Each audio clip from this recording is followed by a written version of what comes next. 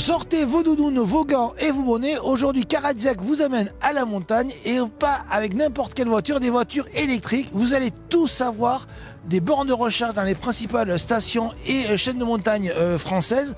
Vous allez savoir, par exemple, combien il y a de bornes de recharge dans les Pyrénées, dans le Jura, dans les Alpes, dans le Massif central. Et nous allons tester des situations que vous allez pouvoir connaître en partant en vacances à la montagne.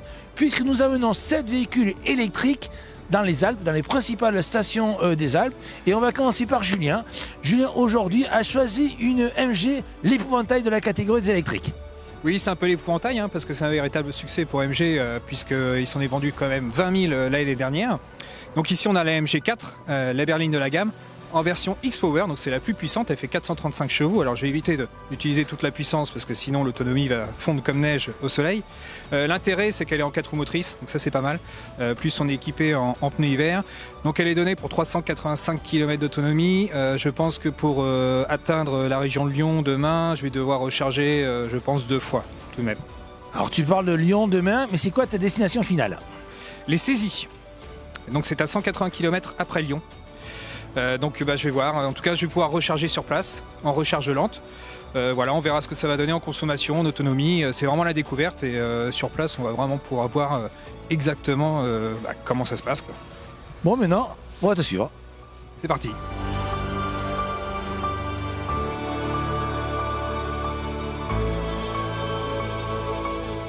Voilà, c'est parti pour ce nouveau road trip Caradiac. Alors moi je suis au volant de la MG4 toujours. Pour ma part, je dois aller jusqu'au Cézy, donc c'est une station qui est située dans les Alpes, à peu près à 1650 mètres d'altitude. Donc au total, j'ai 680 km à parcourir. La MG4 n'est pas encore équipée de planificateur, donc je dois utiliser une application. Donc là, en l'occurrence, c'est Better Road Planner, qui m'indique que pour rallier les Cézy, je dois m'arrêter 4 fois pour un total de 1h50 de recharge. Et l'idée, c'est que j'arrive au Cézy avec 20% de batterie restante, pour ne pas arriver non plus avec vraiment un minimum de batterie, quoi. 20%, j'estime que c'est voilà, que c'est plutôt raisonnable.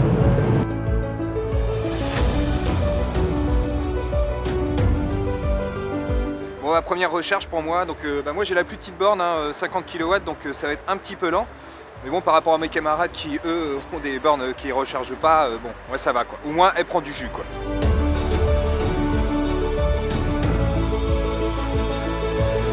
Voilà, donc là je repars de la première recharge qui s'est très bien passée, alors un petit peu lente parce qu'il n'y avait pas énormément de débit. En tout cas, je repars avec 80% de charge, ce qui est plutôt bien. Le planificateur m'indique une pause d'ici 1 heure pour une petite recharge, alors ça tombe plutôt bien parce que ça nous permet de déjeuner. Alors là sur l'autoroute, on a même toutes les conditions défavorables qui sont réunies. Déjà on roule vite, je suis à 130 km/h au régulateur, on a des températures basses, 0 degré. Plus des pneus hiver, ce qui augmente la consommation. Donc là, en moyenne, je suis à 29,8 kWh au 100.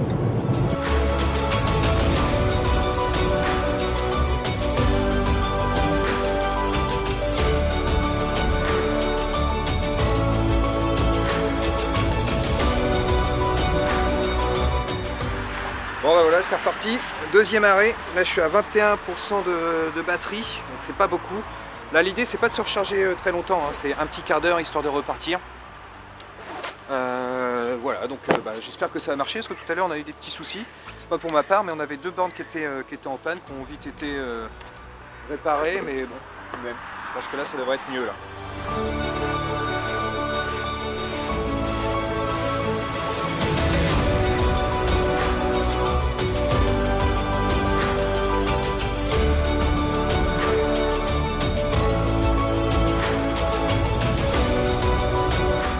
Attends, parce que la caisse elle recharge pas là. Recharge en cours. Ah si, 111 kW. Bon, c'est bien, on a un peu de puissance. La voiture, je crois qu'elle peut prendre 130 kW. On est à 120, donc c'est bien. Voilà, on va la laisser un petit quart d'heure et déjà on va récupérer un peu. Donc ça sera suffisant jusqu'à le prochain arrêt, quoi.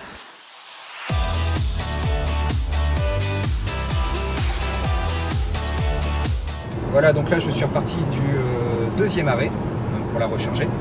Une recharge qui a été plus rapide puisque je suis passé de 21 à 83 kWh en à peu près 25 minutes, parce que la borne débitait plus. Alors initialement je devais atteindre les saisies en 4 arrêts, là on se dirige plutôt vers 5 arrêts pour 2 raisons. Comme il n'y a pas de planificateur intégré dans la voiture, j'utilise une application, mais qui ne prend pas en compte les consommations réelles, mais les consommations en WLTP qui sont plus favorables. Et justement, la consommation réelle, là c'est franchement décevant, parce que, alors certes les conditions sont défavorables, mais tout de même, à 130 km/h, on oscille entre 28, 29, voire un peu plus, pas loin des 30 kWh au 100, ce qui est beaucoup. Et avec une capacité de batterie qui fait 63 kWh, alors c'est pas énorme, mais pour une petite voiture, on pourrait se dire que normalement c'est plutôt correct. Mais là en fait ça nous fait faire des arrêts qui sont beaucoup trop fréquents. Alors je vais tout de même vous parler un petit peu de ma MG4, vous dire 2-3 mots.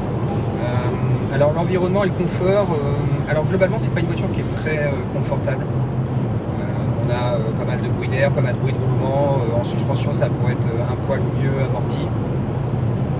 Après, on a un combiné d'instrumentation qui est suffisamment grand. En revanche, les informations sont assez petites. Donc, c'est pas évident au premier regard de bien déceler les informations qui sont importantes ou qui nous intéressent. Le graphisme est aussi basique. Franchement, on pourrait tout de même s'attendre à mieux pour un véhicule récent. Ensuite, l'écran central il est très panoramique, donc ce qui fait quand on est à la navigation on a peu de profondeur, donc ça c'est un petit peu gênant. Après au niveau des rangements on a ce qu'il faut, hein. En nombre c'est suffisant, après en volume ça pourrait être un peu mieux. Mais bon après il faut savoir faire quelques petites concessions parce que c'est une voiture qui est vendue en prix de base sous les 30 000 €. Alors certes c'est pas très bien fini, c'est assemblé correctement, mais bon, voilà, tout n'est pas très léché. Mais bon, en tarif, c'est vraiment imbattable. En plus, là, on a la version X-Power, donc qui a 2 moteurs électriques cumulés, ça développe 435 chevaux. Ça abat le 0 à 100 en 3 secondes 8, donc en termes d'accélération, c'est assez phénoménal. Elle est facturée 40 490.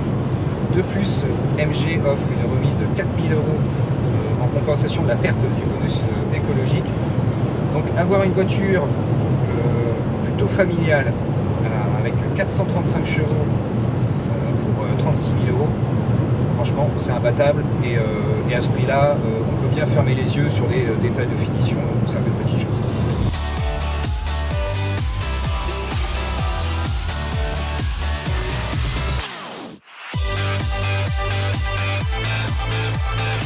Quatrième recharge pour moi au volant de la MG4. Alors je suis là sur une borne Tesla. En fait, il faut savoir que depuis mars 2023, il est possible de recharger sa voiture sur une borne Tesla avec ce mode de paiement, ChargeMap. Alors toutes ne le font pas, mais il y a à peu près 320 000 points de recharge en Europe. Pour savoir si la borne est compatible avec l'application et le mode de paiement de ChargeMap, dans ces cas-là, il suffit d'aller sur cette application-là justement et dans les filtres de configurer les bornes qui reçoivent, enfin en tout cas qui sont compatibles avec ce type de paiement.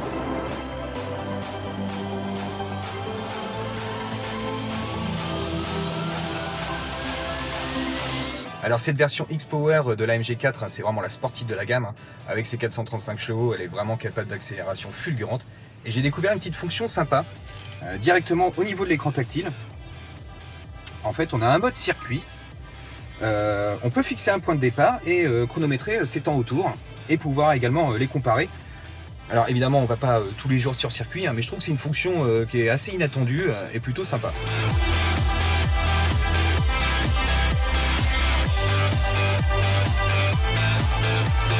Alors comme toutes les voitures modernes, la MG4 elle est équipée de nombreuses aides à la conduite. On a l'aide au maintien dans la voie, on a le régulateur rotatif. Donc sur ce point-là, la voiture elle est bien équipée. En revanche, ce qui fait un peu défaut, c'est la mise au point. C'est-à-dire qu'elle peut confondre certaines voies. Si on est voie de gauche et qu'on a un poids lourd voie de droite dans une courbe, voilà, elle peut se mettre à ralentir, à freiner. Donc ça c'est quand même pas une bonne chose. Et l'autre chose aussi, c'est voilà, que ça manque de finesse. On a des ralentissements qui sont un peu brutaux, on a des corrections dans le volant qui sont pas agréables. Et globalement, c'est pas vraiment confortable d'utiliser ces aides-là sur autoroute.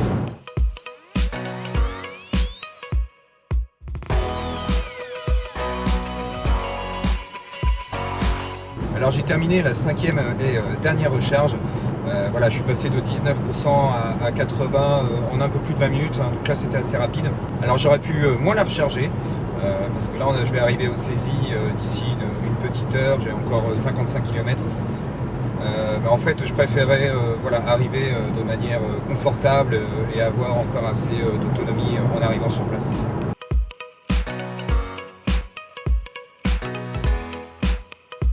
J'en profite pour être sur les petites routes de montagne pour vous parler un petit peu comportement de cette MG4 X-Power. Alors en fait, il ne faut pas la prendre pour ce qu'elle n'est pas, c'est-à-dire que ce n'est pas véritablement une sportive. Alors ce qui est indéniable, c'est que ça marche très fort. Quand on accélère, on est vraiment collé au siège et ça fait plaisir. En revanche, au niveau châssis, voilà, on est un petit peu déçu. Hein. C'est-à-dire qu'il n'y a pas énormément de sensations, il manque des retours. Déjà au niveau de la direction, c'est vrai qu'on n'a pas vraiment de retour du niveau d'adhérence. On a un train avant qui est un peu paresseux, aussi des petits soucis de motricité, hein. Il faut dire qu'il y a énormément de couple et de puissance, donc l'anti-patinage travaille quand même beaucoup. Alors à sa décharge, cette X-Power elle est équipée de pneus hiver, donc on sait qu'en comportement, voilà, c'est tout de même moins sympa que des pneus été. Après, ce qui déçoit vraiment, c'est le freinage. On a vraiment une mauvaise sensation au freinage. En fait, on n'a pas d'attaque, on a très peu de mordant. Et lors des freinages vraiment appuyés, il faut exercer beaucoup de pression. Donc ça, c'est vraiment désagréable, voire peu rassurant. Voilà, donc cette voiture, elle reste néanmoins sapin à conduire, mais c'est pas véritablement une sportive.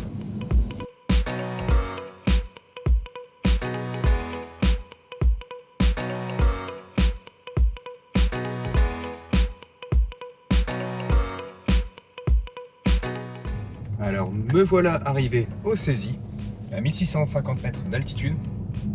Bon là la météo elle est top, hein. Grand ciel bleu, il n'y a pas un nuage, il y a de la neige, il fait pas froid, hein, parce qu'il fait 2 degrés. Globalement on a eu des températures constantes, hein, depuis notre départ, entre 0 et 2 degrés. Théoriquement il doit y avoir 6 points de recharge ici, donc déjà je vais essayer de trouver la première.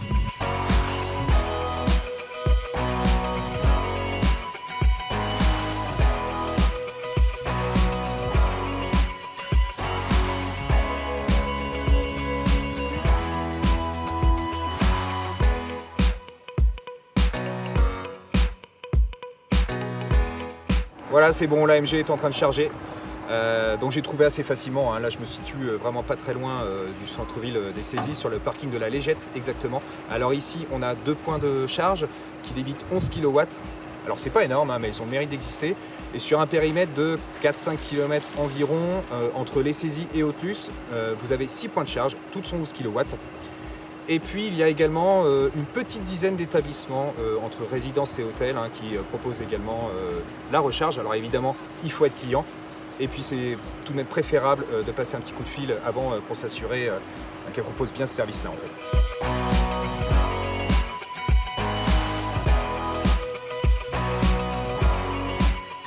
Alors ça y est Julien, on est descendu de la montagne, on se retrouve à côté de Aix-les-Bains, près de son lac, pour faire le point. Alors déjà toi, rappelle-moi, tu es allé où avec ta MG4 ? Alors moi je suis allé au Cési, à 1650 mètres d'altitude. Une petite station sympa d'ailleurs. Alors, ça s'est passé comment ? Ça s'est bien passé, j'ai mis du temps en fait, parce qu'il n'y a pas énormément d'autonomie sur cette voiture-là. Donc j'ai passé pas mal de temps à la recharge. C'est-à-dire pas mal de temps ? 2h30.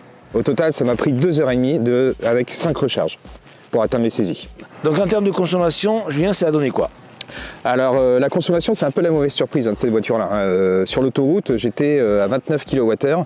Alors les températures sont basses, on est à 0 degré à peu près. Elle est aussi équipée de pneus hiver, donc forcément ça défavorise ce critère-là. Mais c'est un poil beaucoup. Alors, tu as dit 29 sur autoroute, oui. Et quand tu as monté au Cési, ça atteint combien ?